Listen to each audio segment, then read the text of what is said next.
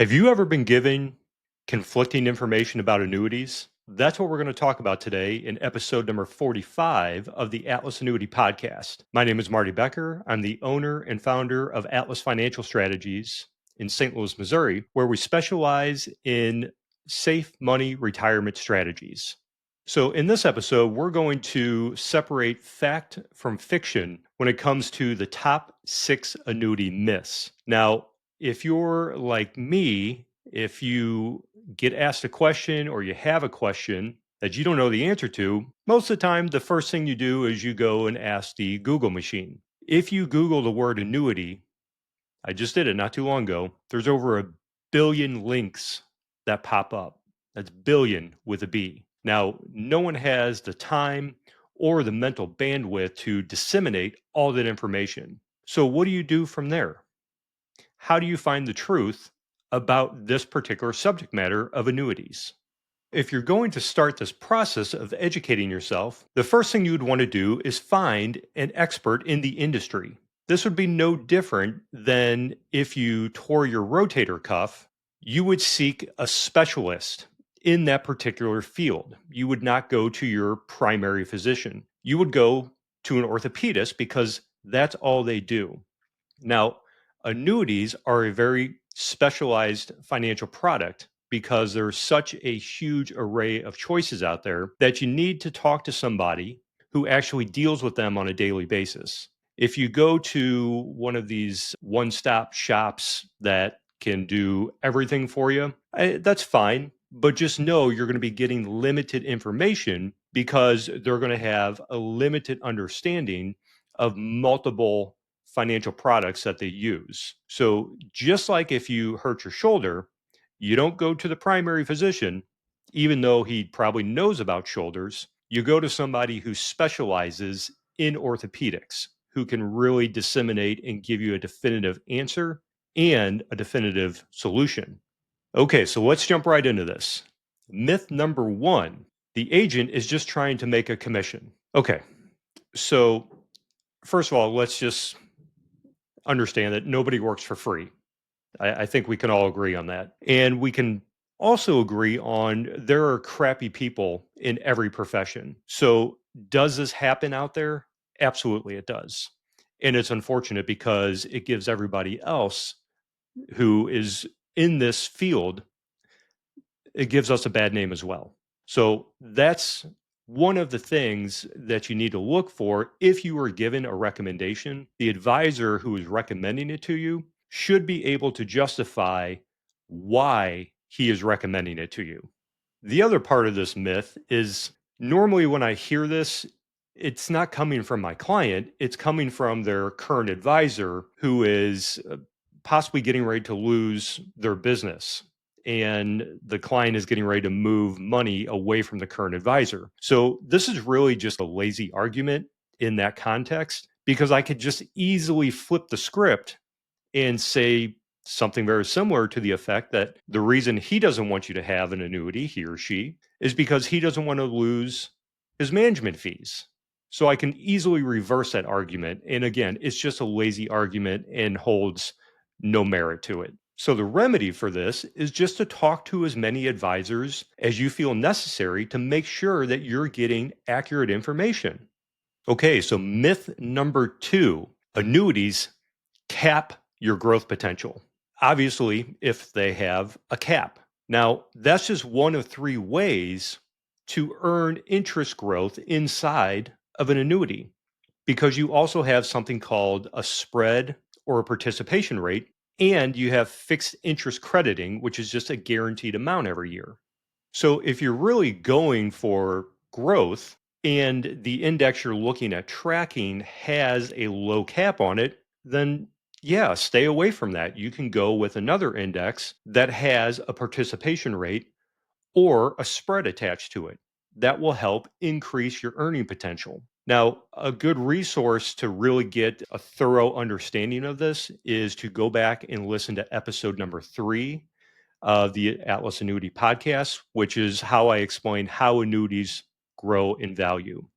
The other part of this myth is that we're normally looking at this from a perspective of comparing an annuity to stocks or some other alternative investment. You're comparing apples to oranges at that point because you cannot have unlimited opportunity and unlimited protection from loss. Those two things do not exist. So we need to figure out, as always, what is the purpose of the money? If we're looking to protect the money and have growth potential, but we don't want to lose anything, okay, you have to understand there's going to be limitations to that because that's just how these are designed. Again, I've used the analogy of vehicles before.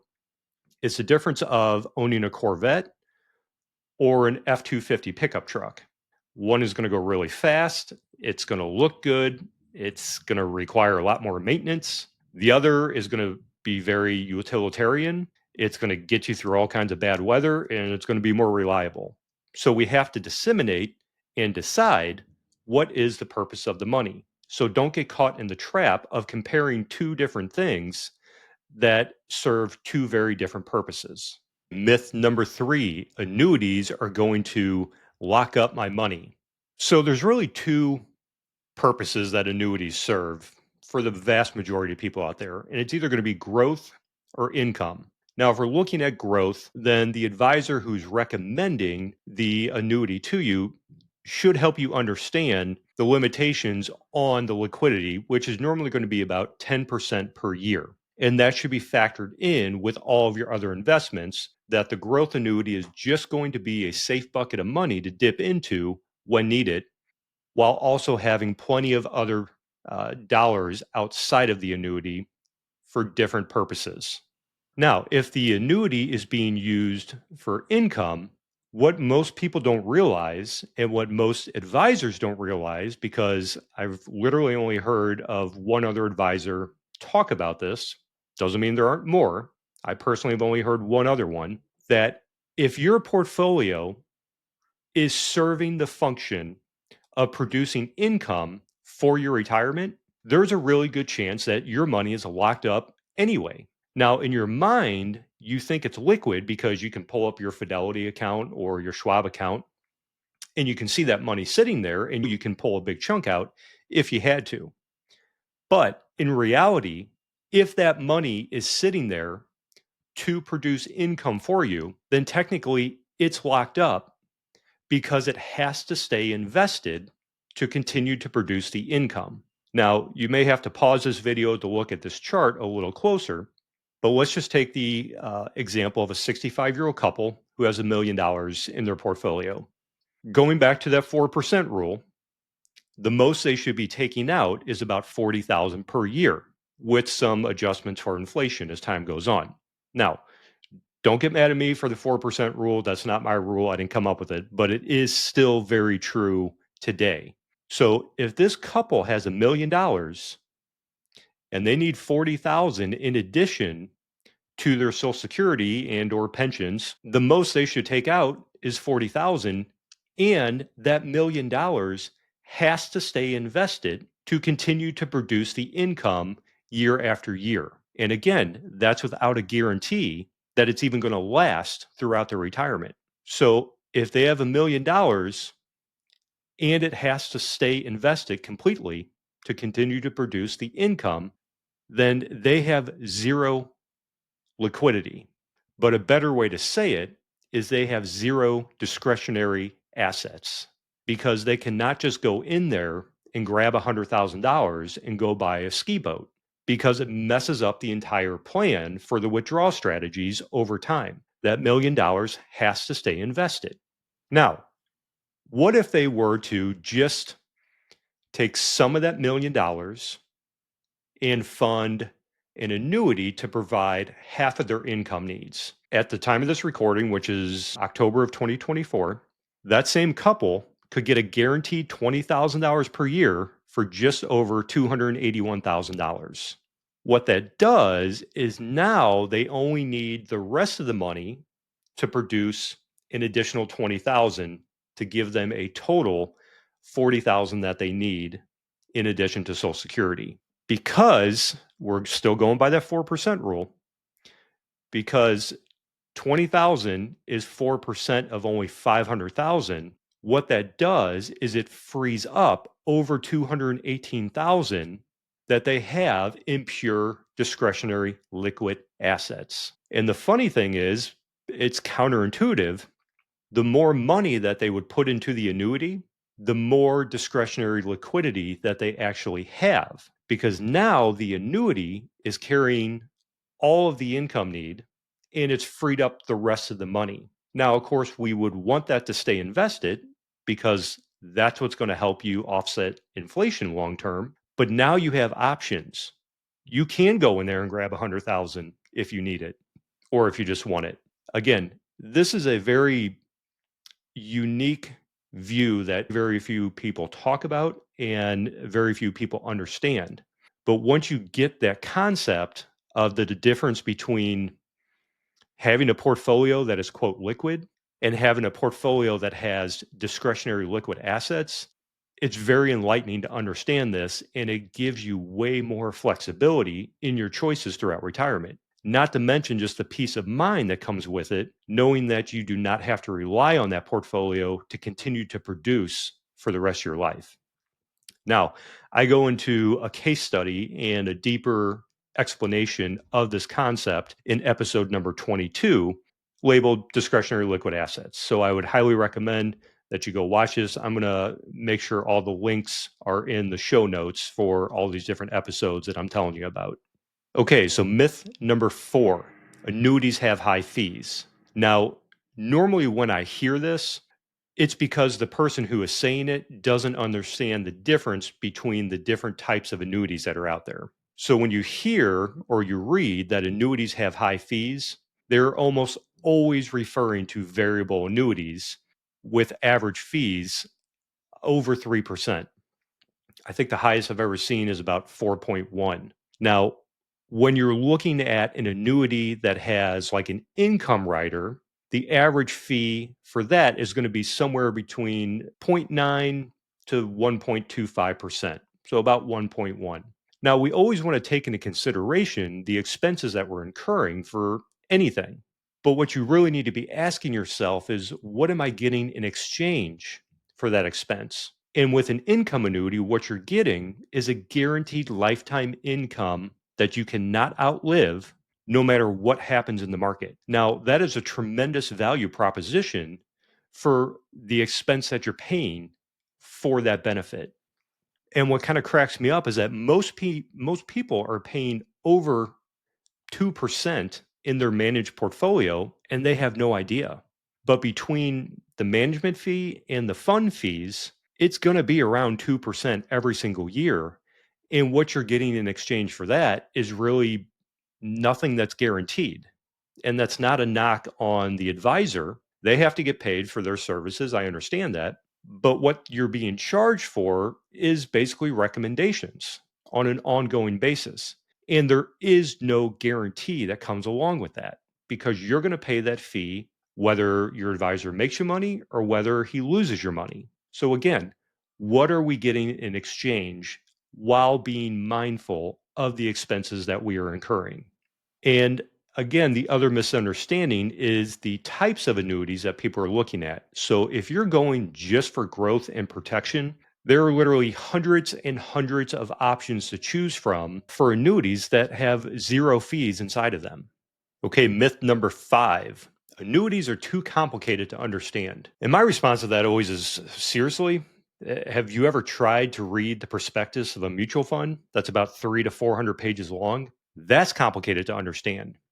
So when people say this to me, I just don't get it. It's way too complicated. That's because they're normally trying to understand how the annuities grow in value with the correlating index fund that they're tracking, the indexing strategies themselves. Very simple to understand. There's 3 ways that you're going to be credited growth inside of an annuity. Number 1 is a cap. Number 2 is a participation rate, or a par rate for short. And number 3 is a spread. Now, to keep the numbers simple, let's just say that the index you are tracking has a 10% return throughout that anniversary year. Let's say you have a 5% cap. Okay, a cap means a ceiling. So whether this thing does 10% or 100% in growth, The cap is the most you're going to get. So if you have a 5% cap, you're going to get 5% growth. Let's say you have a 10% return in that index and you have a 50% participation rate.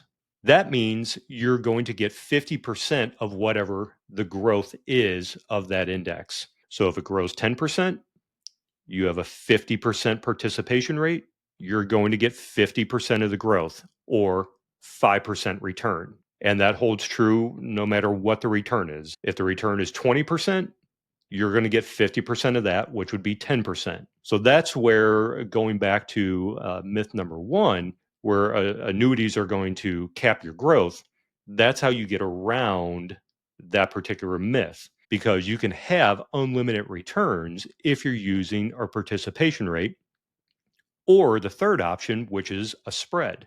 So a spread means you are going to get the return over whatever the spread is set at.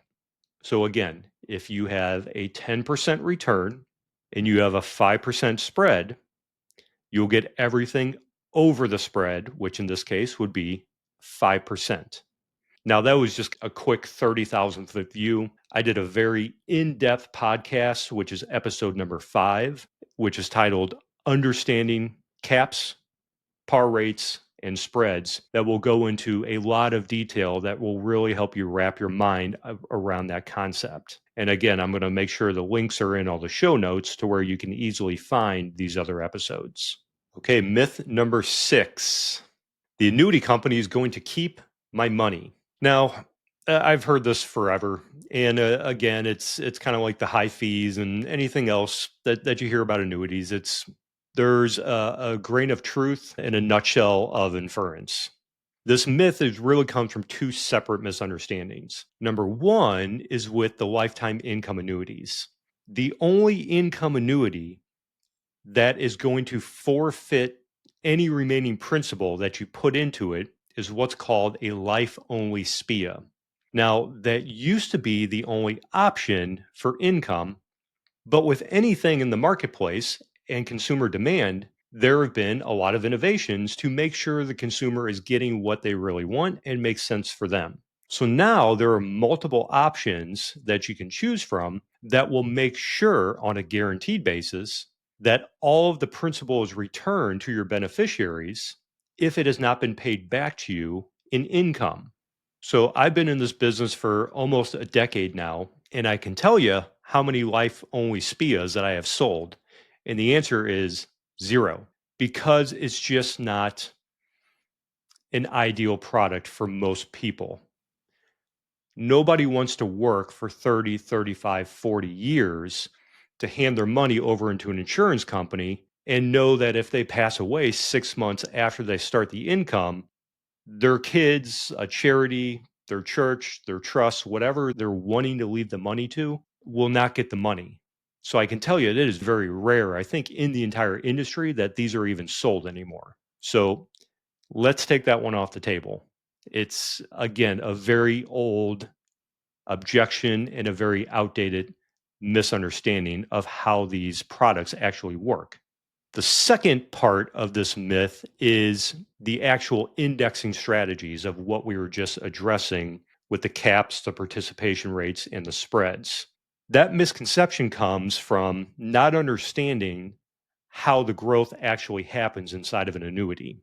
So if someone sees that, let's say, for instance, the S&P 500 has a 5% cap on it, and the S&P 500 happens to return 20% that year, just to use a number. Most people think, because they're just uninformed or they've been given bad information, most people think that the annuity company is keeping everything above that 5% cap. I can tell you with absolute certainty that is 100% not how it works. The annuity company is not keeping anything above the cap rates. That is a total misunderstanding of how these things grow in value and how annuity companies actually make their money. So I'm going to recommend, and again, leave a link to episode number 4 titled How Annuity Companies Make Money. So that way you have a thorough understanding of the process being fair. for both parties. Okay, everyone, so that was the top 6 annuity myths, separating fact from fiction. Now, if you are still receiving incongruent information that goes against anything I just told you here today, and you're seeking clarification, the best thing to do is to book a short phone call with me to get all of your questions answered and to see if the Atlas Annuity strategy will work for you. The best way to catch me is to go to atlasannuity.com, which will take you directly to my calendar page and book a convenient time. Or you can just click the schedule a call button in the top right corner of any page of my website. And if you're finding this information helpful, please like the podcast, subscribe to it, and share it with someone that you think could benefit from it. Again, this is Marty Becker coming to you with episode number 45 of the Atlas Annuity podcast. Wishing you all the best in your financial education, and we will see you in the next episode. We hope you enjoyed today's episode of the Atlas Annuity Podcast. All information presented is for educational purposes only and is not a recommendation to implement any tax strategy, nor is it a recommendation to buy, sell, or transfer any security or insurance products. Atlas Financial Strategies Incorporated is an insurance-only licensed entity, and any decisions to buy or sell securities should be discussed with a licensed securities advisor, and any tax strategy should be discussed with a licensed tax professional. Past performance of any strategies or products mentioned are not a guarantee of future returns. For any other questions or concerns, please go to www.atlasannuity.com.